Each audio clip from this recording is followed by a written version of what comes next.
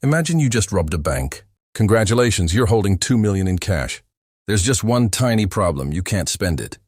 Not on a house, not on a car, not even on a really nice dinner. Because the second you try to buy anything significant, someone's going to ask, "Hey, where'd you get all this money?" And "I found it" is not going to cut it. This right here is the criminal's oldest headache. And the solution they came up with is so clever, so brazen, and so widely used, it's almost beautiful. They call it money laundering. And today we're going to find out exactly how it works. First, what even is dirty money? Dirty money is just money that came from illegal activity. Drug sales, fraud, corruption, bribery, tax evasion, whatever it is. The government didn't get their cut. The problem is that money leaves a trail. Every time money moves through a bank, an investment, a purchase, it leaves a footprint, and investigators follow footprints. So the goal of money laundering is simple. Take money that screams, "I'm from a crime," and turn it into money that whispers, "I'm totally normal. Please don't look at me." Money laundering has 3 classic stages. Stage 1, placement. This is the riskiest stage. You have a pile of physical cash, and you need to get it into the financial system without anyone asking questions. So criminals get creative. The classic method, smurfing. Smurfing is when you break your giant pile of cash into dozens of small deposits, each one carefully just under the amount that triggers automatic bank reporting. In the US, that threshold is $10,000, so you'd make deposits of $9,800, $9,500, $9,750, spread across multiple banks, multiple accounts, multiple days. Sometimes, they literally hire people called Smurfs to physically go bank to bank making deposits. It's tedious, it's slow, and it's honestly kind of a boring job for a life of crime. Another method, cash-intensive businesses. You buy or start something like a restaurant, car wash, or bar that handles lots of cash daily. It's hard to check if their sales are real. Mix your dirty money with legit earnings.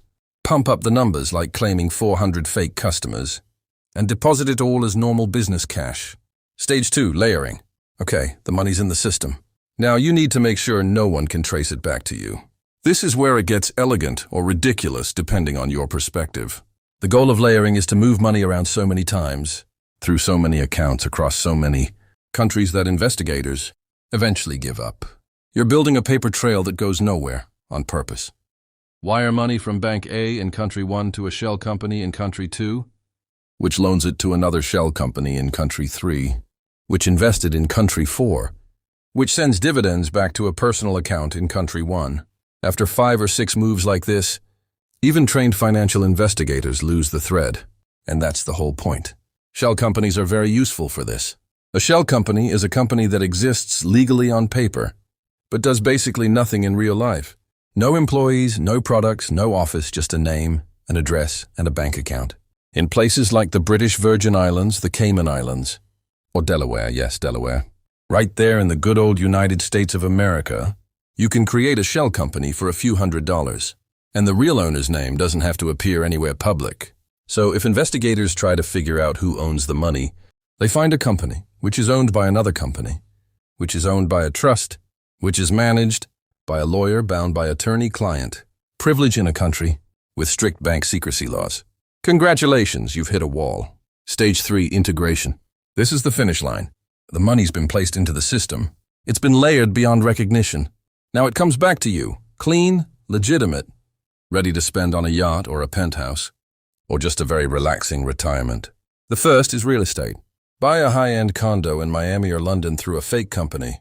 Hold it for a year, then sell. Boom, your stash is now profit from a property deal. Cities are full of empty luxury flats owned by these mystery companies. Bad for renters, great for crooks. Then there's art. A painting sells for $50 million. Nobody's checking whether it was actually worth that. Nobody's requiring disclosure of where the money came from.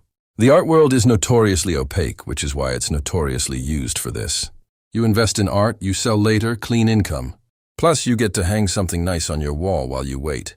The United Nations estimates that between $800 billion and $2 trillion is laundered globally every year.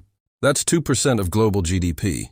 Of all the money laundered every year, investigators successfully seize roughly 1%. 1%. Criminals are running a 99% success rate. If any other industry had a 99% success rate, we'd call it a miracle. In crime, they just call it Tuesday.